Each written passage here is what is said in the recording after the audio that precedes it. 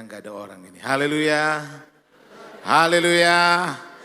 Yang ada sukacita, mari kita beri tepuk tangan buat Tuhan Yesus. Puji Tuhan.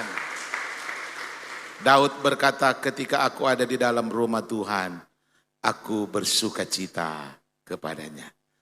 Mari kita menerima firman Allah dengan penuh sukacita hari ini. Sebelumnya saya memperkenalkan diri saya, nama saya Selfri Sarayar. Saya sudah berkeluarga, tentunya sudah punya istri, dan saya sangat bersyukur sekali istri saya perempuan, saudara. Ya, saya sangat bersyukur karena dunia sekarang ini semakin aneh. Dan kami sudah dikaruniakan 2 orang anak, 1 putra dan 1 putri. Dan yang putra itu sulung ada bersama dengan saya di depan ini. Dia bersama-sama dengan papanya sekaligus liburan di Tanah Flores ini. Karena selama ini kami belum pernah datang di Tanah Flores, apalagi berkunjung di Labuan Bajo ini. Dan pelayanan yang Tuhan percayakan bagi kami ada di Pulau Rote. Kita masih satu provinsi, Nusa Tenggara Timur, tetapi saya ada di bagian selatan Indonesia. Pulau Rote. Ada orang Rote di sini? Oh, ternyata ada juga. Saudara saya dari Pulau Rote. Puji Tuhan. Tuhan baik. Dan bukan secara kebetulan saya ada di tempat ini. Karena bagi Tuhan tidak ada kata kebetulan. Tetapi kalau ini boleh terjadi, semua karena kemurahan Tuhan. Memang saya merindukan untuk sampai di Labuan Bajo. Tetapi apa yang saya rindu-rindukan ini menjadi rencana Tuhan, saya bisa ketemu dengan Bapak Gembala yang baik, dengan Ibu, dan mengajak saya untuk datang di Labuan Bajo. Dan lebih teristimewa lagi, saya mendapatkan kepercayaan untuk menjadi saluran berkat melalui kebenaran firman Allah. Puji Tuhan saudara, mungkin itu saja perkenalan saya yang singkat. Hanya cukup dikenal tetapi bukan menjadi orang yang terkenal. Haleluya. Mari saudara, kita akan lihat satu kebenaran firman Allah. Kita melihat waktu. Kita akan membuka firman Allah dalam kitab Matius. Matius pasal yang ke-10 ayat yang ke-28. Tidak mengapa kita berdiri, saya menjemput kita semua berdiri, kita akan membuka Matius pasal 10 ayat 28. Kita menghormati pembacaan Alkitab ini. Bunyi firman Allah sebagai berikut. Dan janganlah kamu takut kepada mereka yang dapat membunuh tubuh, tetapi yang tidak berkuasa membunuh jiwa. Katakan amin. Takutlah terutama kepada Dia atau kepada Tuhan yang berkuasa membinasakan baik jiwa maupun tubuh di dalam neraka. Katakan amin. Silakan duduk. Saya akan mengambil satu tema untuk menjadi perenungan bagi kita dalam ibadah raya Minggu hari ini adalah takut akan Tuhan. Walaupun tema ini sudah sering kali kita dengar, ataupun sudah banyak kali diajarkan oleh banyak hamba-hamba Tuhan kepada saya dan saudara. Namun tema ini seringkali hanya diajarkan. Tema ini seringkali hanya diingatkan kepada kita. Seringkali kita dengar, namun dalam prakteknya, dalam pelaksanaannya, tema ini seringkali kita abaikan. Tema ini terlalu sulit untuk kita lakukan. Berbicara takut akan Tuhan. Kenapa? Karena kita manusia ini lebih suka, lebih condong, cenderung takut kepada manusia daripada takut kepada Tuhan. Yang setuju katakan amin. Apalagi kalau sudah bicara atasan kita. Kita lebih tunduk kepada atasan kita daripada kita takut kepada Tuhan. Nah, hari ini dalam tema ini kembali Tuhan ingatkan kepada kita dalam suatu pesan firman Allah. Firman Allah ini mengingatkan dan mengajar kita. Janganlah kamu takut kepada mereka yang dapat membunuh tubuh, tetapi tidak berkuasa membunuh jiwa. Kurang lebih 2 tahun dunia dilanda dengan COVID. Dan dunia ini berada di dalam ketakutan. Betul saudara?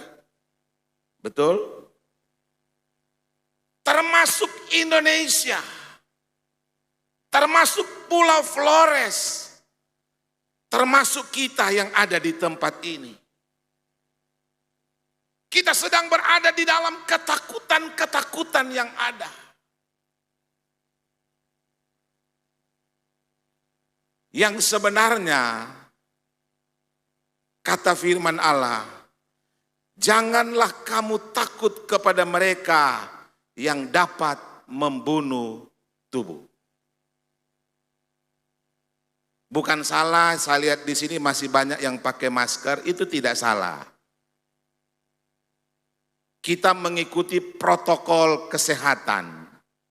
Kita berhati-hati, itu tidak salah.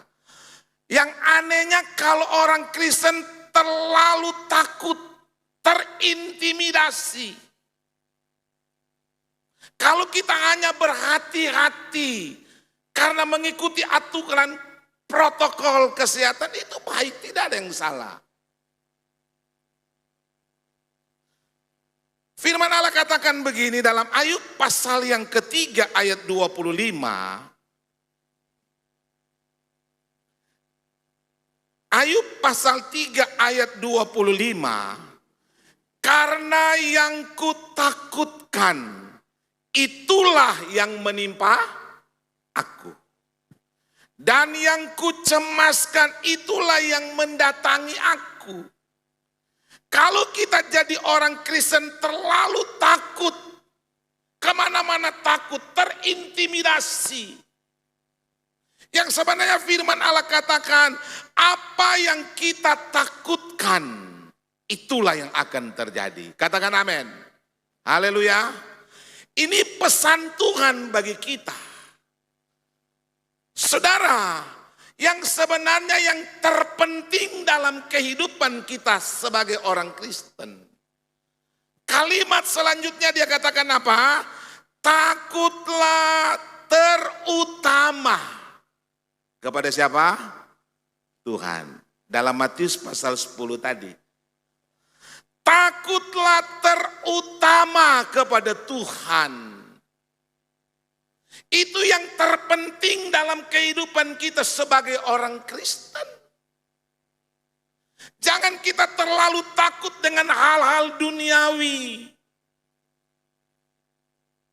Kadangkala ada orang takut dengan corona, bukan mati dengan corona, mati dengan jantung. Karena terlalu takut.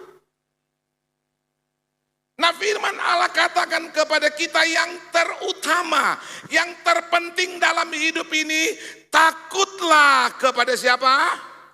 Kepada siapa? Tuhan. Yang anehnya kan sekarang ini kita lihat orang takut, mau kemana-mana takut. Tetapi tidak takut Tuhan. Tapi di sini nggak ada yang seperti itu, katakan amin. Haleluya. Mau bersalaman takut. Mau mengunjungi keluarga takut. Corona belum selesai. Tetapi tidak takut Tuhan. Firman Allah katakan yang terpenting dalam hidup ini, yang terutama adalah takutlah kepada Dia, kepada Tuhan. Kenapa? Karena Dia yang berkuasa. Tuhan kita berkuasa membinasakan baik jiwa maupun tubuh di dalam neraka. Haleluya.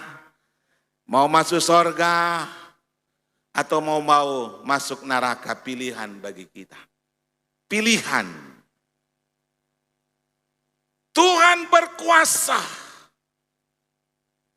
membunuh, membinasakan baik jiwa maupun tubuh di dalam neraka. Jadi intinya dalam tema kita hari ini, bagaimana kita menjadi orang Kristen takut akan Tuhan. Saya ingin mau katakan bahwa menjadi orang Kristen itu tidak salah. Menjadi orang Kristen itu baik. Ketika saya dan saudara mengambil keputusan, saya menjadi orang Kristen. Itu baik, tidak ada yang salah. Namun akan lebih baik lagi. Perhatikan baik-baik. Akan lebih baik lagi kalau kita menjadi orang Kristen takut kepada siapa? Tuhan. Sebab ada banyak orang Kristen dari kecil, dari kandungan merasa bangga. Loh, saya ini orang Kristen. Saya sejak dari kandungan, sejak dari lahir. Saya sudah 70-an tahun jadi orang Kristen. Tetapi dalam perjalanan hidupnya sebagai orang Kristen, sudah sekian lama tetapi tidak takut Tuhan. Nah, apa kata kitab Amsal tentang orang yang takut akan Tuhan? Saya ingin membawa kita melihat Amsal pasal 8 ayat yang ke-13. Kita belajar, saudara. Apa kata firman Allah dalam kitab Amsal pasal 8 ayat 13 tentang orang yang takut akan Tuhan? Bunyi firman Allah sebagai berikut. Takut akan Tuhan ialah membenci kejahatan. Aku benci kepada kesombongan, kecongkakan, tingkah laku yang jahat, dan penuh tipu muslihat. Ini firman Allah baru dalam kitab Amsal. Menjelaskan tentang orang yang takut akan Tuhan ialah membenci kejahatan. Haleluya. Haleluya. Kalau orang Kristen tidak membenci kejahatan, itu orang Kristen tidak takut Tuhan. Katanya orang Kristen, tapi tidak pernah datang ibadah. Ya kan? Banyak orang Kristen kan seperti itu. Ngaku orang Kristen. Maaf sedikit Bapak Gembala, saya sedikit bolak-balik. Katanya orang Kristen,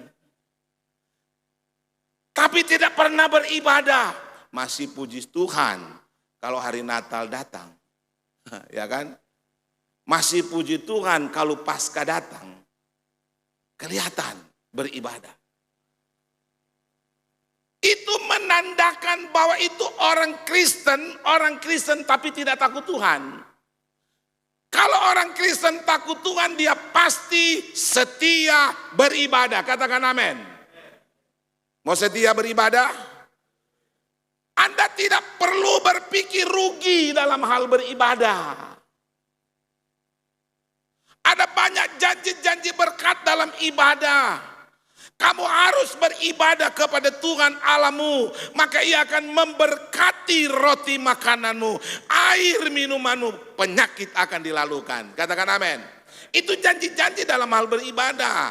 Kata firman Allah 1 Timotius pasal 6 ayat 6. Beribadah dengan merasa cukup dapat memberi keuntungan dalam beribadah. Jadi jangan pernah merasa rugi dalam hal kita beribadah. Itu orang Kristen takut Tuhan. Saya takut kepada Tuhan. Saya harus setia beribadah kepada Tuhan. Katanya orang Kristen. Tapi hari-hari minum mabok. Wih, orang Kristen masih suka minum. Tapi di sini nggak ada, katakan amin. Haleluya, nggak ada yang suka mabuk-mabuk. Apalagi mabuk cinta. Aduh, bahaya ini, saudara. Ya, nggak pernah mabuk alkohol, tapi mabuk cinta.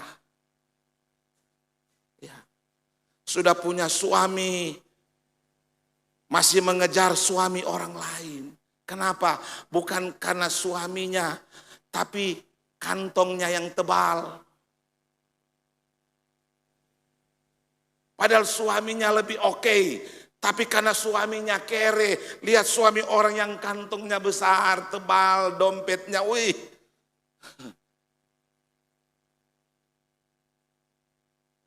Ada istri, tapi masih suka kejar wanita lain.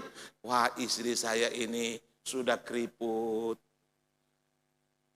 Ini yang berhati-hati, katanya orang Kristen. Maaf saudara. Banyak orang Kristen seperti itu tapi tidak takut Tuhan. Masih suka hidup dalam perselingkuhan.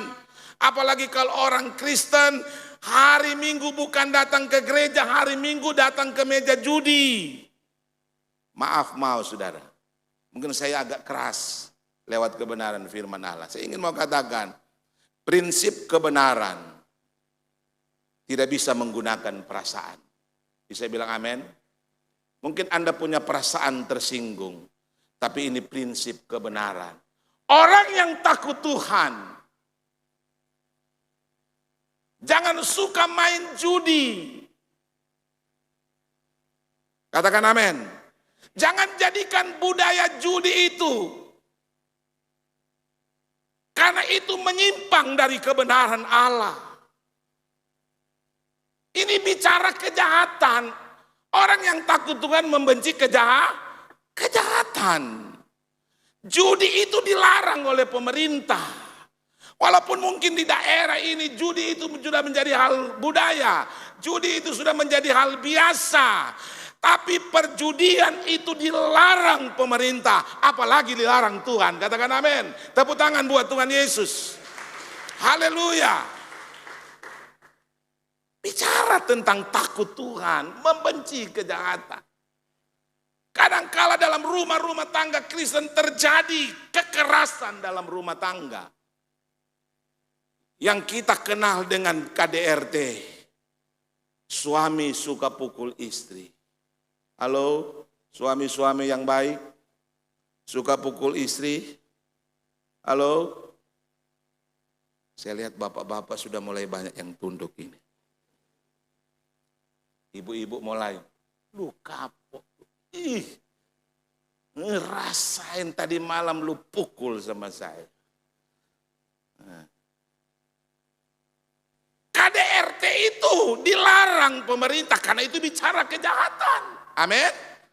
Apalagi Tuhan, katanya takut Tuhan, masih melakukan kekerasan dalam rumah tangga. Dia jadikan istrinya kayak bola pingpong. Tahu bola pingpong? Dia smash, wih. Tapi bapak-bapak di sini enggak seperti itu toh. Nah, mulai ibu-ibu lebih tangkap. Wih.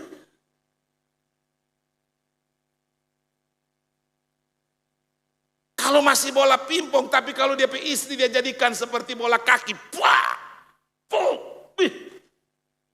Kasihan istrimu. Coba bapak-bapak ingat waktu masih pacaran. Saya sudah bapak ini. Waktu masih pacaran, sayang. Wih, setiap kalimat ada kata sayang. Jalan waktu malam, belum saatnya bergandengan tangan dia pegang. Sayang, hati-hati ada lubang. Padahal masih 5 meter. Terlalu sayang. Sudah menikah 1 anak. 2 anak. Dulu waktu masih pacaran masih 1-2 anak. Istrinya masih langsing. Tapi kadangkala ketika punya anak, apalagi dikasih anak 5. Bukan langsing tapi langsung gemuk jalannya. Kadangkala ada istri Ada suami takut jalan sama istrinya. Sayang waktu masih di pacaran. Jangan. Kalau kita takut Tuhan, istri kita masih langsing, istri kita masih muda sampai sudah menjadi Tuhan tetap sayang. Amin bapak-bapak. Cuma bapak gembala ini. Bapak-bapak di belakang, amin. Saya banyak kali katakan, jangan tunggu istrimu meninggal, baru bikin status. Mama, beta sayang, tapi Tuhan yang lebih sayang. Omong kosong. Omong kosong. Nanti so mati, baru bikin status begitu. Tapi bapak-bapak di sini manis-manis toh. Tidak ada yang begitu toh. Haleluya bapak-bapak. Ada di sini? Sudah ada. Oh ada. Pakai baju apa dia di sini? Takut Tuhan membenci kejahatan. Saya ingat saya di Rote ini bukan omong kosong. Maaf ini di mimbar. Ada suami istri mengendarai motor. Tiba-tiba di tikungan dia jatuh. Pas di depan mata saya tidak omong kosong, ini mimbar. Yang menjadi menyakitkan saya tegur, Bapak, jangan angkat itu motor, angkat istrimu dulu, sudah luka istrinya. Dia omong apa sama saya? Om, sudah istri saya punya belis, sudah lunas. Tapi motor saya masih kredit. Saya bilang, bego lu. Saking saya kesel, saudara. Iya. Dia bilang, istri saya punya belis, sudah lunas. Itu di Rote, nggak tahu kalau di daerah ini ada belis enggak, saudara. Saya belum tahu, karena saya tidak tahu di sini. Sakingnya saya ini kesel, saya bilang, bego lu. Waktu lu sakit, siapa yang rawat lu? Istri. Waktu lu sakit, siapa yang kasih makan lu? Istri. Ini hati-hati bapak-bapak. Sayang istri. Haleluya. Jangan melakukan kekerasan dalam rumah tangga. Haleluya. Saya tidak tahu apa maksud Tuhan. Saya tidak pernah didikte oleh Bapak Gembala. Saya baru orang pertama kali datang di sini. Kalau ini firman Tuhan datang buat kita semua. Ada maksud dan rencana Allah. Amin. Haleluya. Istri-istri senang. Haleluya. Ada bagian juga istri-istri. Kadang-kala ada suami takut pulang rumah. Kenapa? Aduh, kalau pulang rumah ini Bapak, di rumah kayak ada harimau. Iya betul. Kenapa muncul sinetron suami-suami takut istri? Karena itu kenyataan, ada suami takut pulang karena istrinya kayak harimau. Kenapa? Baru masuk rumah. Dari mana? Lu dari mana? Mana uangnya? Sampai suami takut pulang rumah. Ya. Nah, mulai kelihatan. Ada ibu-ibu mulai. Nah, bapak-bapak luka. Rasa itu. Ada istri lebih dominan daripada suaminya. Hati-hati saudara. Itu bukan orang Kristen takut Tuhan. Haleluya. Amin. Jangan lagi somati. Tulis status. Bapak. Beta sayang. Tapi Tuhan lebih sayang. Waktu masih hidup suami gak pernah dirawat. Gak pernah dijaga. Kasihan. Nah, ini bicara orang Kristen yang takut Tuhan. Banyak hal kalau kita bicara. Hal yang kedua dalam kitab Amsal katakan, selain membenci kejahatan, benci kepada kesombongan. Katakan amin. Orang Kristen kalau sombong, sadar. Hidup ini cuma karena anugerah Tuhan. Katakan amin. Puji Tuhan kalau kita kaya. Tapi ingat, berkat Tuhanlah yang menjadikan kita kaya. Katakan amin. Jangan sombong dengan kekayaanmu. Jangan sombong dengan kekayaanmu.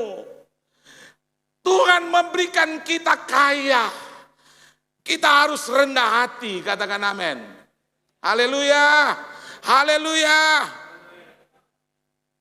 Jangan merasa hebat, saya kaya, saya punya segala-galanya. Jadi orang yang sombong, kata firman Allah, orang yang sombong direndahkan Tuhan.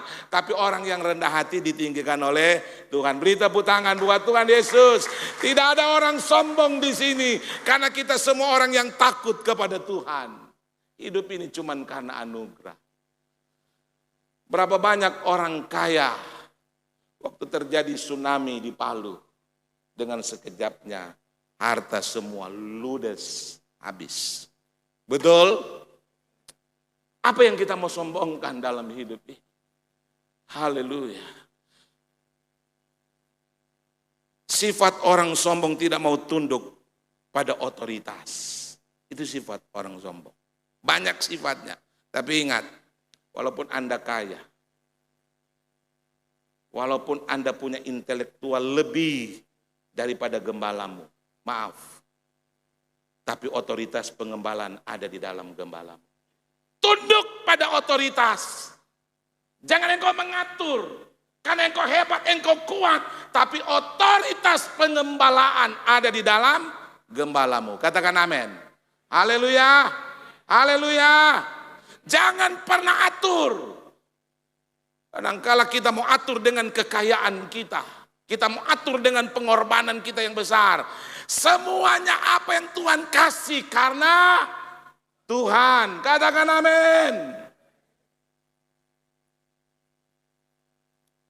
Orang yang takut Tuhan, firman Allah bilang apa tadi? Selain membenci kejahatan, membenci kesombongan, membenci tipu musli. Jangan jadi orang Kristen penipu. Suka membohongi. Bohongi sesama manusia. Bohongi istri, bohongi suami. Apalagi bohongi gembalamu. Ada di mana? Kenapa enggak datang ibadah? Aduh beta ini sakit kepala ini om. Tahu-tahu ada di mana?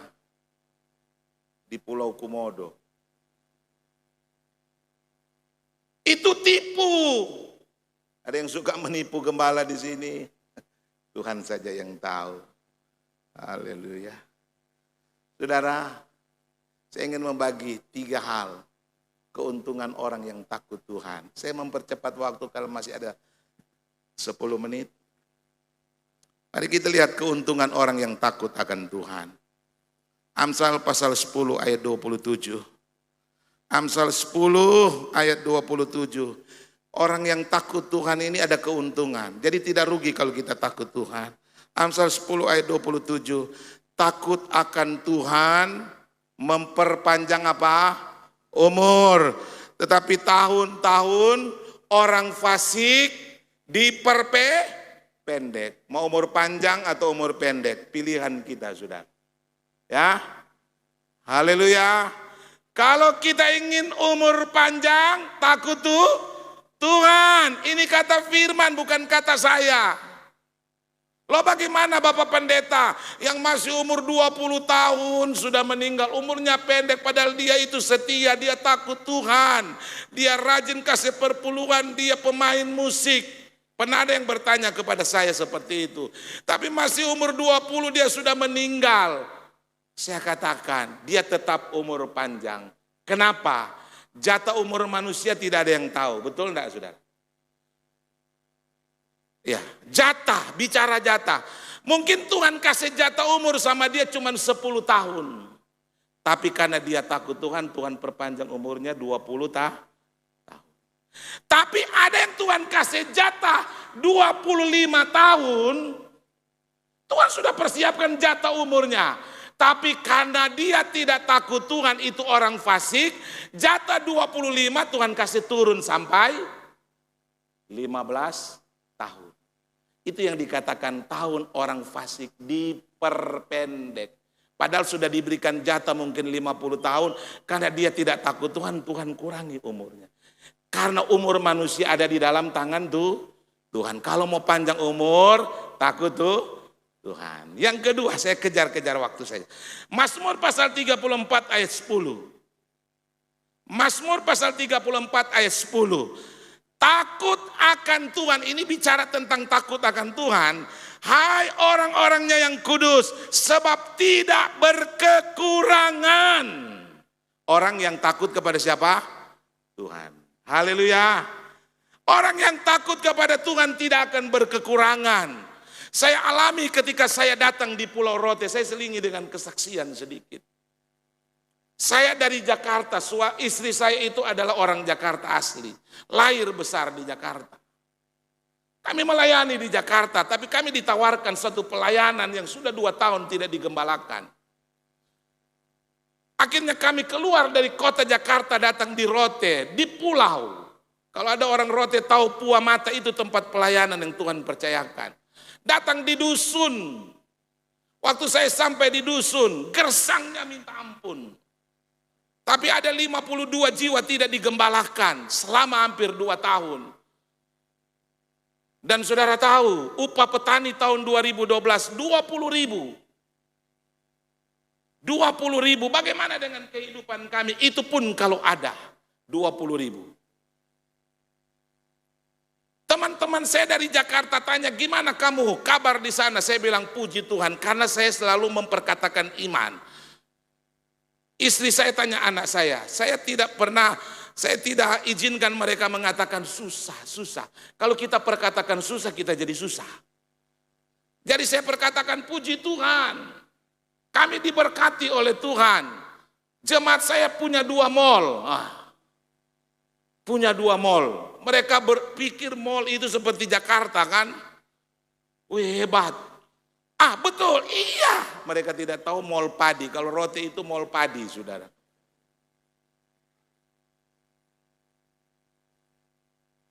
Kami merasa diberkati Tuhan. Dari upah 20.000 petani kalau ada. Karena sistem barter. Saya perkatakan Tuhan yang saya sembah di Jakarta. Kalau dia berkati saya di Jakarta, dia akan berkati saya juga di Pulau Rote.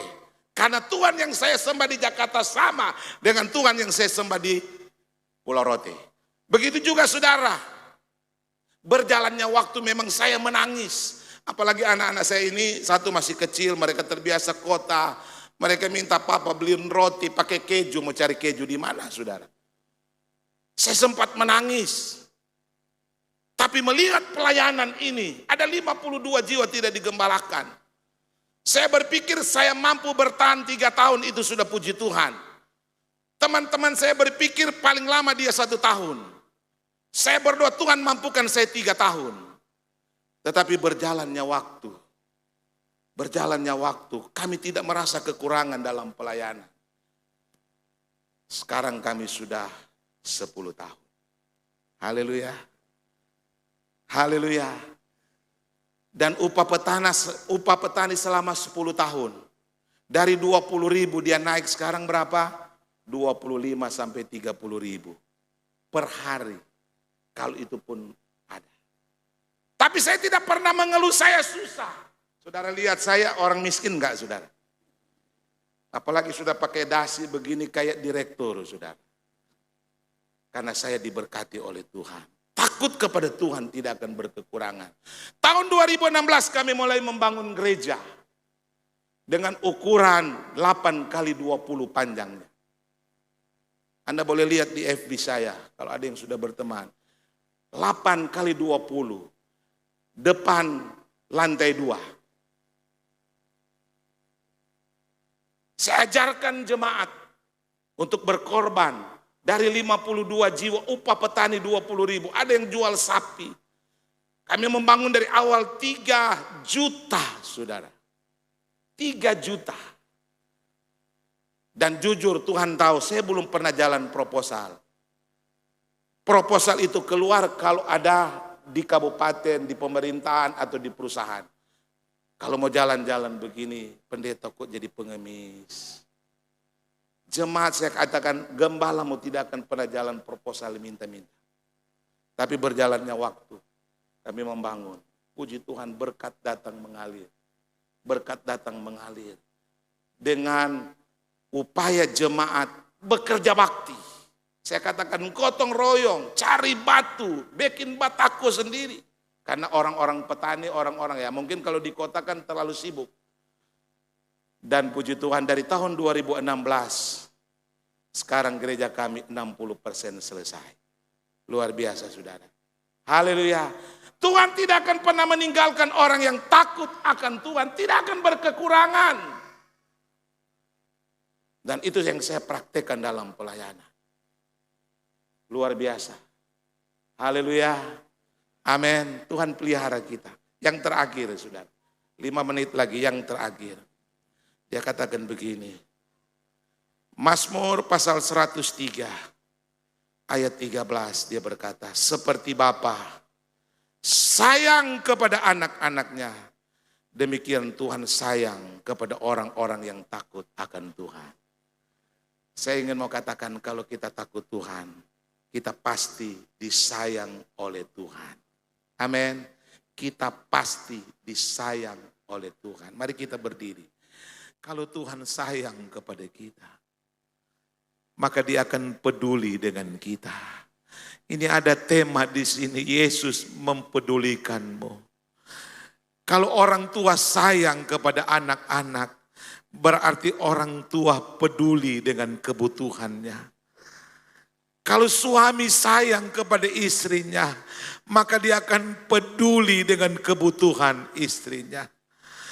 Kalau Tuhan sayang saya dan saudara, maka dia akan peduli segala kebutuhan kita.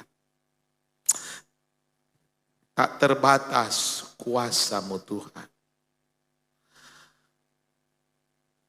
Kita sangat membutuhkan mujizat Tuhan. Kita sangat membutuhkan pertolongan Tuhan. Kuasa Tuhan tidak pernah terbatas. Urana takaya radamas. Iya nama takaya radamas. Terima kasih Tuhan. Jadilah orang Kristen yang takut kepada Tuhan. Ada keuntungan-keuntungan yang kita dapat ketika kita menjadi orang Kristen yang takut Tuhan. Tak terbatas kuasa-Mu Tuhan. Kita nyanyikan pujian ini. Oh, haleluya. Terima kasih Tuhan. Kuasa-Mu Tuhan. Terima kasih Tuhan. Semua dapat Kau lakukan. Apa yang kelihatan mustahil bagiku, itu sangat mungkin bagiku. Katakan tak terbatas. Tak terbatas kuasa-Mu Tuhan. Kuasa Tuhan tidak pernah terbatas. Dapat Kau lakukan apa yang kelihatan mustahil bagiku, itu sangat mungkin bagimu. Di saat ku tak berdaya, haleluya, yang sempurna. Ketika ku percaya mujizat itu nyata, bukan karena kekuatan, namun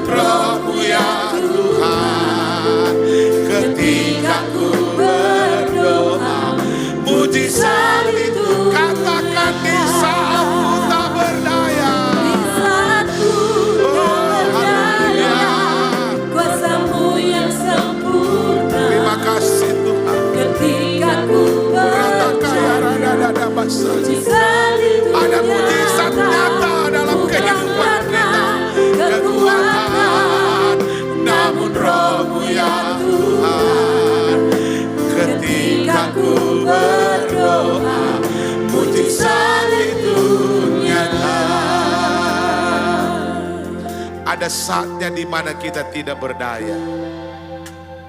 Menghadapi kesulitan hidup, menghadapi setiap tantangan pergumulan yang kita hadapi. Kita tidak berdaya, kita tidak kuat, kita tidak mampu. Tetapi ada kuasa Tuhan.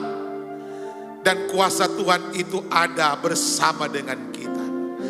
Kuasa Tuhan itu akan menjadi penolong bagi kita hari ini. Kau yang punya kesulitan hidup, kau punya pergumulan sakit penyakit, angkat tanganmu kepada Tuhan. Angkat tanganmu. Engkau yang ingin dijamah Tuhan, engkau yang ingin dipulihkan Tuhan, engkau yang disembuhkan Tuhan. Usaha-usahamu hari ini bukan besok, kita akan terima mujizat Tuhan. Engkau yang sakit disembuhkan Tuhan, katakan amin. Engkau yang lemah dikuatkan Tuhan, katakan amin. Engkau yang sedang tertutup jalan, Tuhan pasti buka jalan, katakan amin. Ya natakaya nafas. Roh Kudus jamah kami semua. Roh Kudus pulihkan kami. Roh Kudus pulihkan kami. Roh Kudus jamah kami. Berkati usaha-usaha jemaat Tuhan. Apapun usaha mereka diberkati oleh Tuhan. Tuhan buat berhasil dalam nama Yesus. Setiap tangan-tangan yang terangkat kepada Tuhan, inilah tangan-tangan kami. Kami tidak berdaya, kami tidak kuat. Tuhan pegang tangan kami. Engkau tidak akan melepaskan tangan kami. Hari ini terima mujizat Tuhan, terima pertolongan Tuhan. Terima kasih Tuhan. Tidak sia-sia kehadiran kami siang ini. Tidak sia-sia kedatangan kami siang ini. Tuhan, Engkau kenal kami semua. Tuhan sayang kami semua. Tuhan pedulikan kebutuhan-kebutuhan kami. Terima kasih Tuhan Yesus. Kami percaya Tuhan. Kami imani semua kami yang datang hari ini pulang dengan membawa berkat-berkat dari Tuhan. Tepuk tangan buat Tuhan Yesus. Beri tepuk tangan buat Tuhan Yesus. Segala puji hormat kemuliaan hanya bagi Tuhan. Terima kasih Allah Roh Kudus. Terima kasih Tuhan Yesus. Kebenaran firman-Mu sudah disampaikan kepada kami. Bagaimana kami menjadi orang Kristen yang takut kepada Tuhan. Kami tidak akan pernah merasa rugi ketika kami datang kepada Tuhan. Setia kepada Tuhan. Tuhan akan memberkati kami semua. Kami pulang dengan membawa berkat-berkat yang besar dari Tuhan. Inilah yang menjadi doa kami Tuhan. Dalam nama Tuhan Yesus Kristus. Haleluya.